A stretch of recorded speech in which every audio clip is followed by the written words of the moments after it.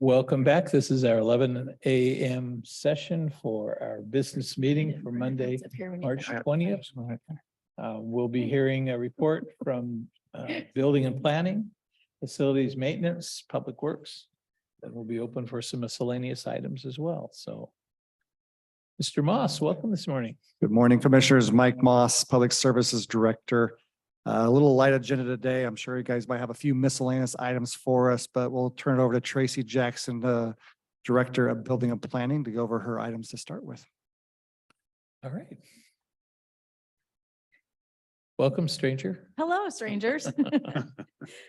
Tracy Jackson, Director of Building and Planning. So I wanted to bring up our new senior planner. Come on up.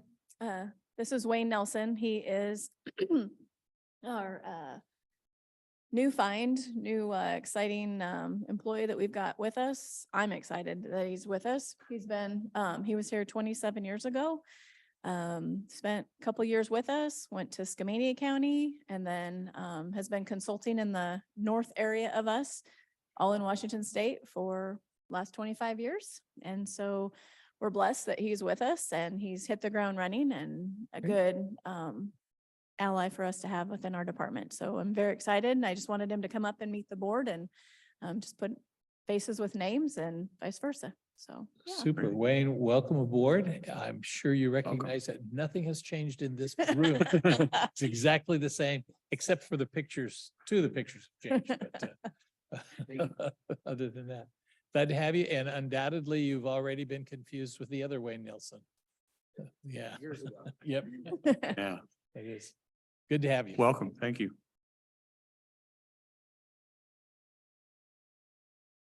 So the next thing on my list is Wait, to, Tracy, before you go on. Yes. Just wanted to recognize and honor that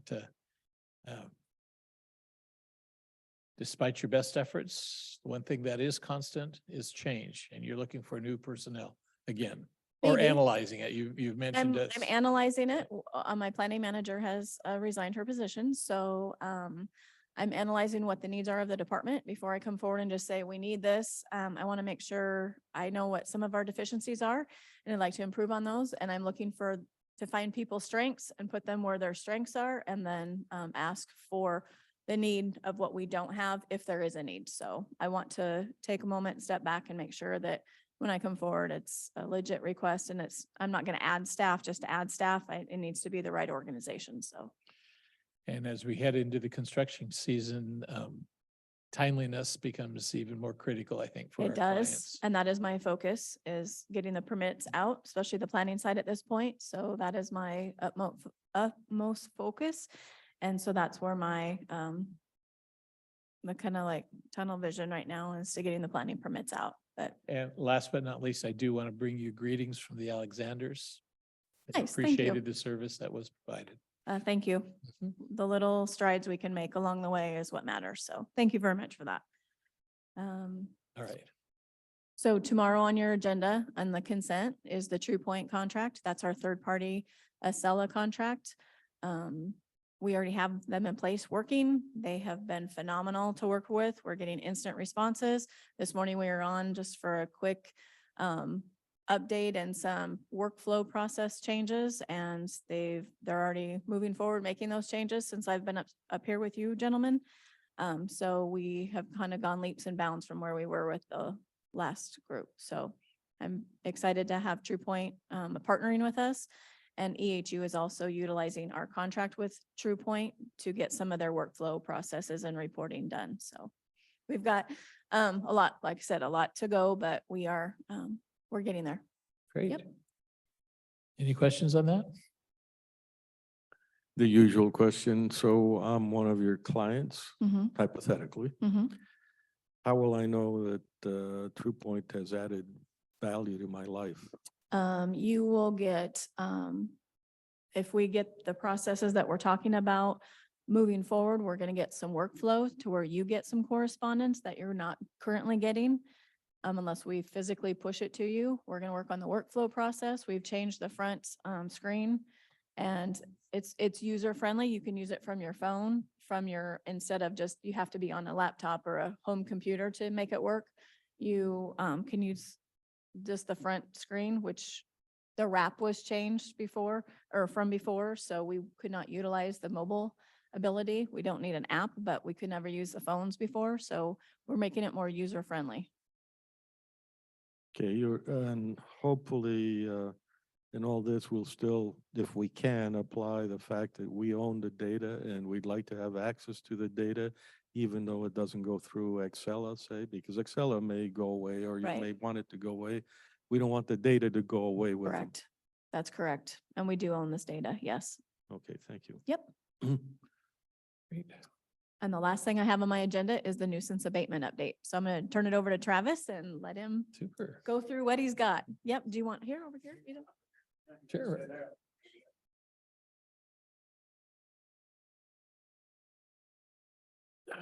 Travis Kephart, nuisance abatement coordinator here. A lot going on. We've transferred from kind of hard copies of files, and I've transferred them into making files on our network, so they're accessible. And it's a lot easier for me to track versus going in a filing cabinet all the time. That being said, I just have a few numbers that I printed out for closed cases. Roughly 51.72% have been closed out. That's 75 cases. There is a few that have not been entered and mapped into our new system, so that number will change. And they are some older ones that are lower priority that I haven't inputted, had that input on our mapping system. A lot of these, if you go and start digging through, could be an old grading violation from 2012, which at this point in time, when you go to look for a driveway that was graded, it's probably gonna be overgrown and who knows what else, and could have changed ownership 2 or 3 different times. So those ones, as time allows, I'm mapping them. I still make a file. It's a little bit time consuming, but the hard part for the most part has been done with all the files being electronically. And as I do them in the closeout, I put them in our filing, I don't know what you call them, the big doors by the conference room that electric slide in and out. I'm just putting them all together. That way, down the road, if something were to happen, we still have the hard files on file. So right now, that's kind of where we're at. There's a couple cases that are open. I know you guys had mentioned the marijuana facility last time. We did an inspection there. A letter certified and regular was sent out. It was returned. I did a hand delivery. It's in the waiting period right now. It's probably got 6 or 7 days left on that waiting period. We'll see if we get a response, and then we'll take the next step from there. And there's another one with running water. We've had an issue with, they cut the meter. So they didn't have running water. We put a non-occupancy there. I've spoken with the sheriff. He was just out there. According to the people that live there, they said they have a running well. It's never been metered. So I have to get with EHU and see if that is true. And that was in my email this morning. So I'll be doing a little investigation on that, on if they have. running water. Where about is that? What? 3967 Spirit Lake Highway. Spirit I had Lake? 2 of them there, 3967 and 3929, I believe. That one's closed. It was same scenario, didn't have running water. Spoke with the owner. They had an older gentleman living there, old military veteran. He'd come in, gave him 60 days, and the owner and him worked together. They got him a travel trailer and a spot at a place, and that place is vacant now, and they're gonna tear it down. When the time comes, I made sure I let them know to get a demolition permit. So some success, and some are still in the works. So a lot of them are a little more time consuming than the others. Great. Super. Thanks. How do you get involved? Somebody like, that's pretty obvious, the meter, all of a sudden there's no water there. I get that, but when somebody's doing something that's not permitted or doing it in the wrong way, how do you get notified? Is it neighbors or anybody? It just varies. varies? Yes, sometimes it's a phone call, but majority of them are a neighbor. There's usually, if you do a little bit of digging. There's usually some kind of civil issue that they've had before and they're, you know, they, but yeah, it's usually a close neighbor, like the running water. That was actually a phone call from Public Works. They locked it, they cut the locks off. So that's how that one came to my attention, but it's hit and miss. It varies. It's usually somebody right close within the vicinity. And we do have a lot of civil stuff that comes in this morning, you know, property line disputes, that type of thing. It's not, Yeah. that's not on me, but yeah, we get a little bit of everything. I've had chicken nuisances to dogs to all, you name it. So, but yeah, it's usually, somebody comes in and we have a form that they fill out, a request for investigation. Usually almost every one of them, unless it was like a public utilities, if a customer calls me, or emails me, I send them a request for investigation form. So they fill it out and that way I have a copy of what the actual complaint is, the correct address, and it's known as a legitimate complaint, not that I'm out there looking around for something. So that way I have paper on it that shows that somebody actually did come in and file a complaint. And we have, I know I referred to, I think it's Andrea. Yep. Yeah, she does environmental stuff like piling up cars and that type of stuff. Correct. And you're more building type violations. Correct. I work So- with Andrea a lot on the EHU side. They do the solid waste, junk vehicles. A hot topic lately has been, that I've been working on is illegal RV parks. So we all know that there's a housing shortage and the homeless stuff. So people are camping on, I don't know if they're allowing them, some are, some aren't. So you get, you know, 4 or 5 RVs on a parcel, you know, and then the neighbor gives a call because, you know, you got people wandering all over. So that's kind of been a important one lately and getting a lot of complaints on those. And there's one out Merwin Village Road that the lady is actually charging $900 a pop and no permitting, no SEPA, nothing, which is our requirements on RV parks. So I've spoken with her and I'm in the process with working with her as well. So that's kind of an important one that seems to keep popping up, but I think it's going to continue with our housing shortage unless we get that eventually under control. Right. Yeah, actually, I probably have a lot of questions, which means I don't understand something. You did use the word metering with respect to well. That's a pretty delicate topic in itself. What did you mean by that? On what? You said well has never been metered. Correct. So they had a well, it was contaminated. I was under the impression that they were taking water from a neighbor. So they put a lock on it. They illegally went into the neighbor's meter. I talked to Public Works to see if they had gotten their own meter because their well was initially contaminated to see if they had running water. I need this to be clearer. If I have that thing, a hole in the ground, I don't need a meter. If you have a well and Yes. it's contaminated, I don't know on the public utilities side of it on what they require, but for what I know is when I initially got the complaint that there was a meter and that they should have a meter if they're going to get public water. So they were Correct. getting water from the Toutle River water system? Correct. I don't know if that's the water system, but those, That, okay, so there's a parallel water system. The neighbor had access to our water utility. That was what's supposed to be metered. Right, I Yes. understand that. I understand that possibility. I just want to be sure that the public at least recognizes that we put together a fairly detailed priority document quite some time ago as to what would constitute violations that we would pursue. Yep. Because we don't want to be in the business of having you going into somebody's property to find a problem. The problem has to find you. correct. And I want to be sure that in this case, it wasn't, you know, whether their well is contaminated or not, How would you know that? I don't know that. That's what the EHU would know that. They do the sampling and that, and you need running water to be occupied, a home. Right. Listen carefully. I don't want us to be involved in going to somebody's house and saying, let me sample your well water. No. Okay, so anything that originates from that to me is not the right way we should spend our. resources. I haven't been to the parcel, myself. I've just called public utilities to see if they had running water into the system there, due to the fact that they were taking water from.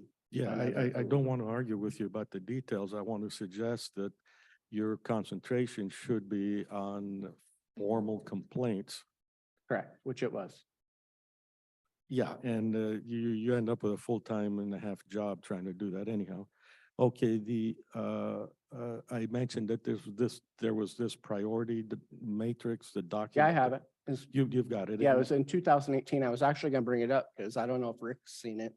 It might be worth something having you guys look back over it. Like the marijuana retail, where's that fit on the list? Those are oddball ones that may not have been an issue back in 2018. And then so I go by our priority list that I believe, I'm assuming you two were involved in the initial one. Yes. But so I try to go by that list that you guys put together. And most of those are, you have a building section, a planning section, high priority. There's, for instance, grading is low on there. I've had, stuff come from Department of Ecology, and I get the state agencies give it a little bit higher, but if you just went by the grading, it would be low, but they're in, a class 1 stream on the Lewis River, or they're doing a logging on the Lewis River. Doesn't have anything to do with occupancy, but a state has referred it to me, and, it becomes higher priority at that point based on the list. I think the few things have changed since 2018. Like I said, the marijuana retail, that's kind of an oddball one. I haven't specifically received one complaint about one, but it's according to the trickle down that gets to me, it's a high priority. So I need to have clarification on, better transfer of information to myself. Since I'm the one dealing with them, we need to be, have transparency from up here to down there based on the priority list. So I'm on the same page as you guys. Yeah, I'm probably use the term oddball or odd, and I'm certainly going to be in that regime myself. I don't think one of the nice things about humans is that they can decide what is really correct or not, just because it may or may not be in the manual. We can, and we are often requested to put in every circumstance. No, judge, I'm not guilty of murder because the law didn't say that after eating Twinkies, I couldn't shoot somebody. I mean, we don't want to get ridiculous. Yeah. The priority thing is to give you a guideline there.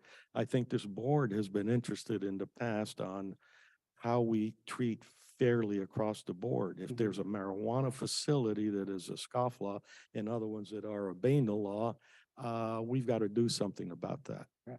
Okay, so that's not as if there isn't a complainant. Yeah, like I said, going on the priority list, it's vague, it talks about protecting public health and safety, right? So going back to the well issue or the public water, that is a concern with health and safety. And that to me is a high priority. It was a building inspector already put a no occupancy on that building due to no running water. So I have just called public utilities to see if they've had, I don't go out there and start wandering around on their property looking for a well. I don't even know a location of it, but I do ask EHU, hey, do you guys know if there's a working well on there? Has it been contaminated? Is it not running? That way, if they say, oh yeah, they came in, they dug a new well, cool, case closed, got running water. But it's hard when you just got to make some phone calls or send a letter with communication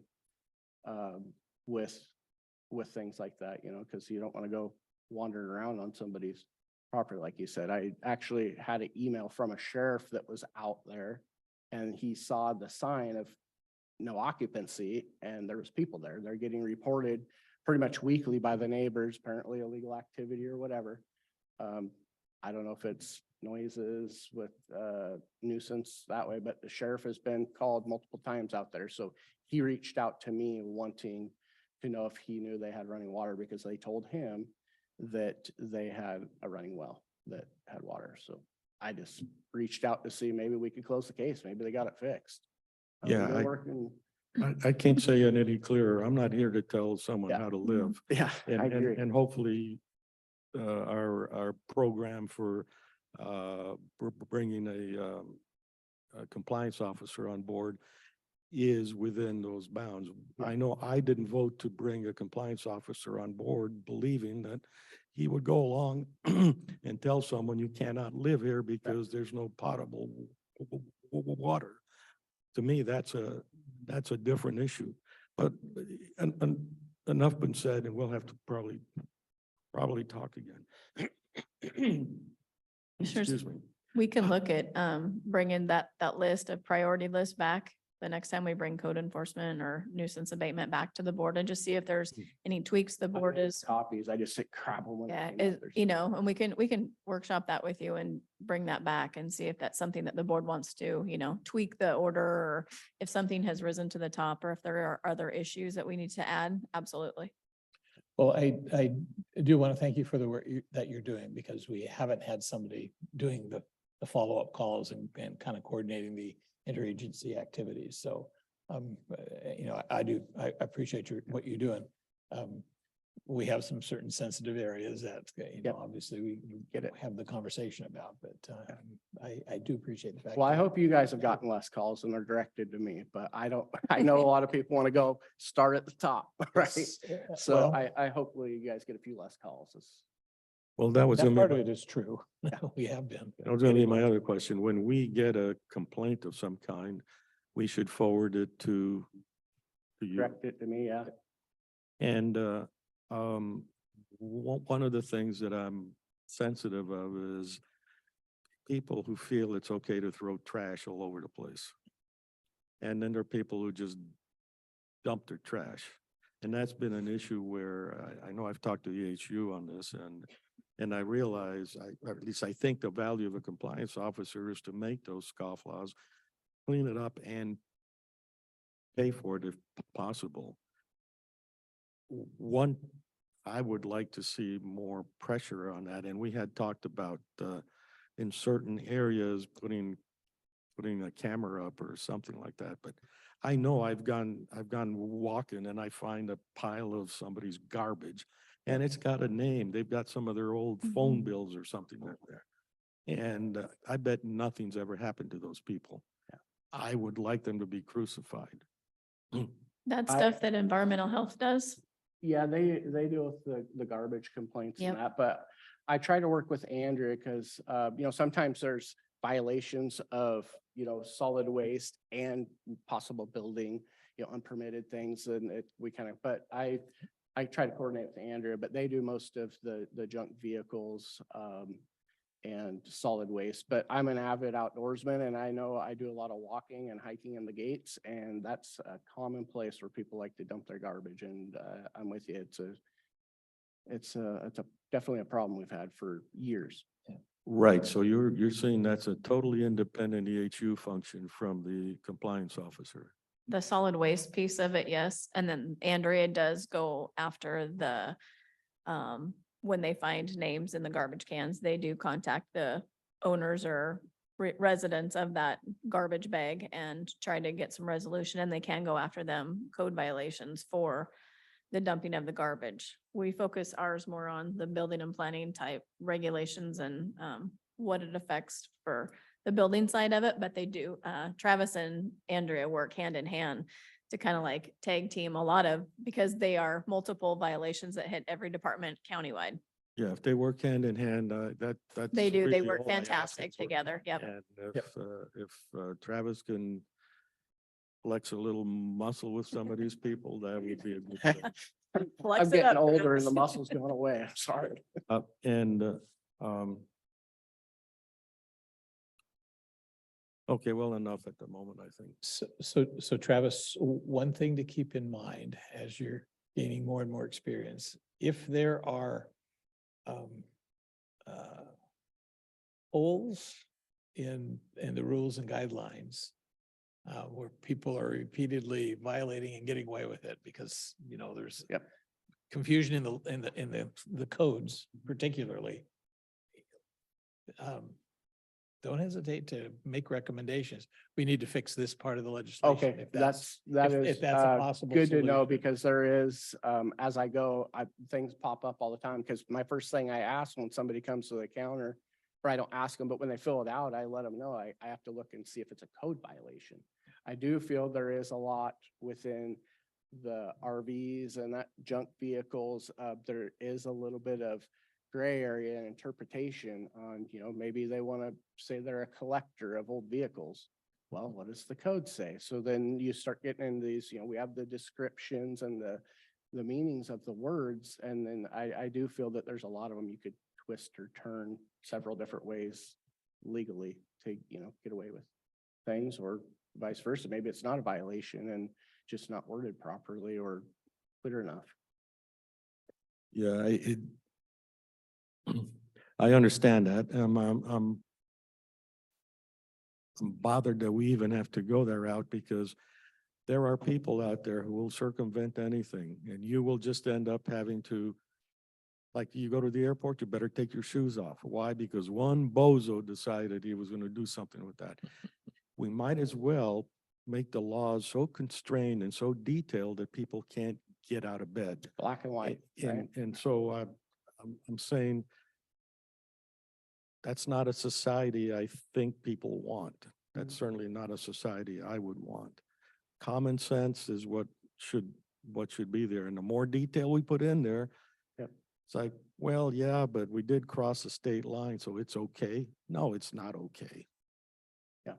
Yeah, with just real quick, I know I'm probably taking forever, but on the RV one, I'm working with a gentleman right now. He had 5 of them on his property. I don't go on around, I don't know if they're occupied or not, but I talked with Andrea because she's actually been here a while and pretty knowledgeable. And I was under the understanding, well, I think if they have more than one, then it's technically an illegal RV park. Well, then we started talking about, well, does it need to be occupied or not? And those are the little things that get, you know, caught up in the mix there that they could get twisted around. But yeah, that was just one little thing that we had a discussion one day and we're like, do they need occupied or not? And then you go start digging into the code and you're trying to find the word occupied or not, or, you know, the exemptions, and it gets pretty deep. But there definitely is, in my opinion, a lot of the code that I like you're saying, should be narrowed right down to it versus so vague in some aspects, especially on common complaints that we get. As No, I was is saying so it should be often. vague, not the other way around. Well, I think that they need to be where you can't just make up what you want to hear, or in your defense where they're really, I mean, like we have laws. Why have a code if we're not gonna abide by it at all? I mean, we must just do a free for all. Yeah, my issue there is like, we have a constitution. Let's just Correct. violate it and ignore it. Yeah. Which is the way, I mean, if we allow people to play with the law, then there isn't enough ink around to close all those loopholes. It's really all I'm telling you. Yeah. So the challenge is, it's always a balancing act. If the law is too vague, it's not worth, Yep. you know, but it's not worth anything.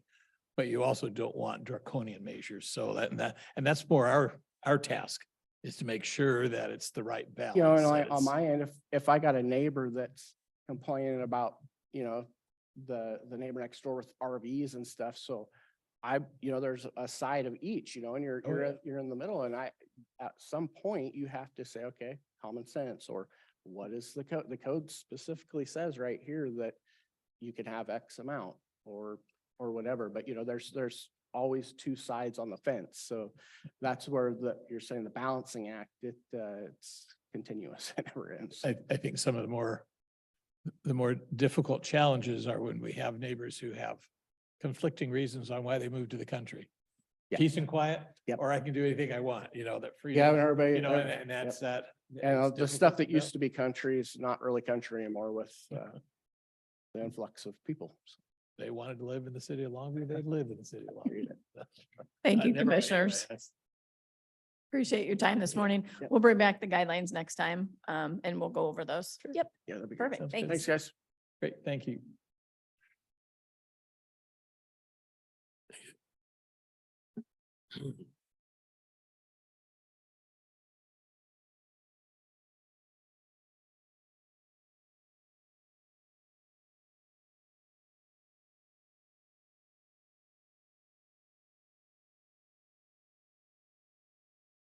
We'll turn our focus to the jail HVAC units. We went out to bid last year. The sheet I gave you shows the winning bid. I highlighted J.H. Kelly at right around $594,000 as a winning bid, lowest bid. Alternate one, a heat recovery coil replacement it's like a heat exchanger for the units. Their bid was $305,000 for it. Well, here today, kind of tell you, thank you to J.H. Kelly. They found units that had that heat exchanger, heat alternate coils built into their units. And instead of being $305,000, it was $20,370. So we gave them the green light to move forward on that. So they've been ordered that way, but they saved us a lot of money by going with these other units. So it'll be included in our final pricing with J.H. Kelly. That's a replacement that's happening this summer. It sounds like our maintenance crews are there almost weekly, if not daily, resetting that system over there. And so I know we want to get it in place before summer, but my guess is probably gonna be more of like a August completion date. So we're gonna have to deal with some some HVAC unit issues in the HOJ, or not HOJ, but the jail over the summer months, which we're not happy to do, but unfortunately, that's just the nature of the beast. It took a while for these units to get shipped to us. So it's just a So- supply issue right now. Mike, I'm looking at the sheet you just gave Yeah. me, and Apex has the lowest number. And I'm not quite sure. Yeah, it was since J.H. Kelly actually won the bid itself at $594. Okay. They were the ones that were also able to give us the alternate one. It was one bid, one. So this is contract. an element of the overall project. Correct. Yes, it Okay, is. Yep. okay. So- And so, like I said, they came in with it's nice to have a great local company, look out for our taxpayer dollars and said, hey, we can get that unit built in for $20,000 instead of the additional $300,000, which they did some more research into what we're looking for over there. So, if we're going to go to alternate one and pay the 305, they actually save us a little over $280,000. So we thank J.H. Kelly for researching that a little bit more with our team and coming with another plan that saved us a lot of money, which helps our CIP funding. Thank you. Any questions? Just to make sure I understand you're saying that you're gonna go for the 305,000. Well, we're gonna go with alternate one, which was 305, but J.H. Kelly found it for 20,370 because they found a built-in unit rather than being a separate unit altogether for the heat exchanger. So that number's not on there. I just gave you the bid sheets that came in on September 27th and how high those bids were for alternate one. But when J.H. Kelly research it came back to us, it was 20,370 plus tax is what they found the units to have that exact same alternate built into it rather than being a separate unit on the rooftop. So they're gonna be able to do all this for a little over 600,000. Yep.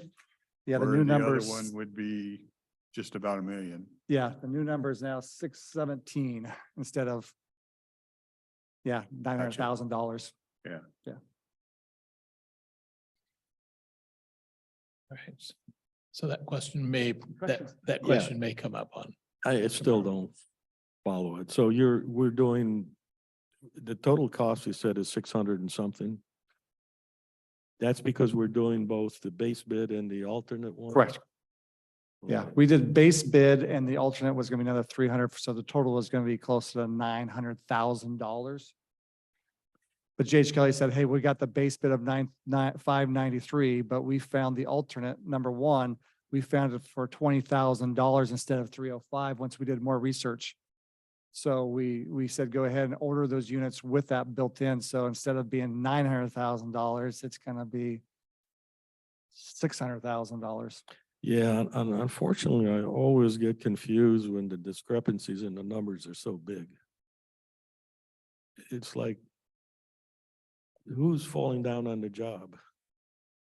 That's a good question, because when we got the specs back from the architect, they built it that way as base and alternate.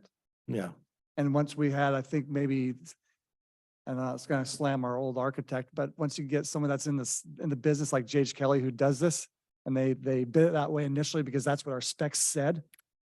And but then they looked at it and said, when they're ordering, going, gosh, probably their vendors were saying, why are you guys getting 2 units? We have units that have that all built together, and we can do it for 20 grand more rather than $300,000 more. And we said, oh, that's really smart. Go ahead and order it that way. And Okay. so I don't want to blame back on the architect, but that's probably where it started at, is because they built the specs of how this should be bidded out. no, that's totally believable, and I understand that. It makes me both optimistic and very pessimistic. J.H. Kelly's a good outfit, so I mean, that's. Yeah. So, the reason we went this way initially was because J.H. Kelly had to respond compliant to the RFP. Correct. And then once that was accepted, then they could come back to us and negotiate. Correct. Okay, I think I have the full picture. Sorry to confuse you. Well, it's, the bureaucracy is gonna kill us, and this is another example of it. I agree.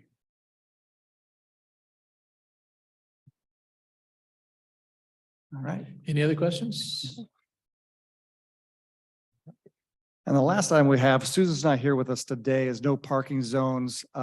She's been working on these for a while. There's really 2 of them that she's really been working with the sheriff's office. I can't tell you exactly where it's located at, but she's had some items from the sheriff's office where they want no parking zone. But the other one we've been pinged on just recently, well, it started last year, but they really want some movement on, is the Port of Longview over on International Way. We're trying to get a no parking zone. They've asked for some timelines. She's reached out to them saying the second quarter of this year, she's going to have the public hearings in place. But they also announced that they might be visiting with you guys to make sure we're moving forward with that. So it's mainly FYI today to tell you guys we are moving forward. Public hearings will be established next quarter, and we'll get those no parking zones established. So if you hear from a port commissioner, I just want to make sure you guys are aware that we are working on that.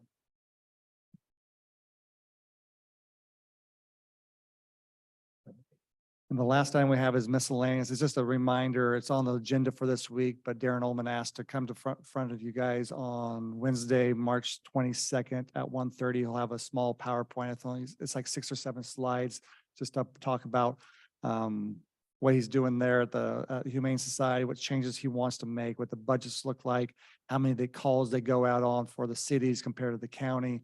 The contract was up December 31st of this last year. He does have a new contract that he's hand delivered to myself. Does have a 10% increase in that contract. It's the same for us as the cities all got a 10% increase. I believe certain cities have already passed that or signed that contract. I think 1 or 2 cities are still waiting to decide what their council is going to do with that contract. So he'd like to present to you guys on Wednesday. So I just want to make sure you guys are aware, and he'll be here. And he might bring a board member with him also. All right, any other questions? I did have something under miscellaneous that I wanted to bring up. Earlier in the morning session, our finance director mentioned about a budget amendment that's coming up next week. And included in that budget amendment is a provision for a new fund to be established to receive funds from the lawsuits the state of Washington won against opioid manufacturers. We talked about that part several months ago, but recently we've been informed that other lawsuits against retailers have also been settled, and that we need to sign off on those agreements as well. There's probably a half a dozen retailers that are going to send money our way. So I guess I want to make sure we have on the record that you're okay with us signing off on those additional monies coming into us to compensate for the damage that opioid addiction has caused in our public. And then we can, go ahead and process that. I also want to let you know that there is another requirement in all of the lawsuits that our expenditures have to be reviewed by an oversight committee, council. And there's one suggestion that we use the Accountable Communities of Health, which for our region includes the Great Rivers, 5 counties, and Thurston and Mason County. It is an agency that is not made up of government officials, not connected with the government. It's owned by a health deliveries company. Those of us on the Great Rivers Behavioral Health Board, all county commissioners, have asked the BHO to explore whether that agency, which is under local government control, could serve as that council. And so they're going to be delivering that report in April at our next meeting. We've had a preliminary finding from our own council that we could indeed, the BHO could indeed be that review commission. But that'll be an issue coming up a little bit later, but the one there's a deadline coming up is whether we're okay signing off on the settlement. That also means the sign off includes, we promise not to sue them again. So that's why I just want to touch base with you and make sure you're okay with it. Right, I've got a trail of umpteen emails. Which one, I would like to sign. Which one do I respond? It's a DocuSign. of course. So apparently this is something that the board the chair is supposed to sign off on. There's a portal. And I've Oh, been it's not all 3? No, it's not all 3. Which is why I want to make sure that you're okay with me signing Yeah. on. Yeah. Okay. Yeah. Okay, great.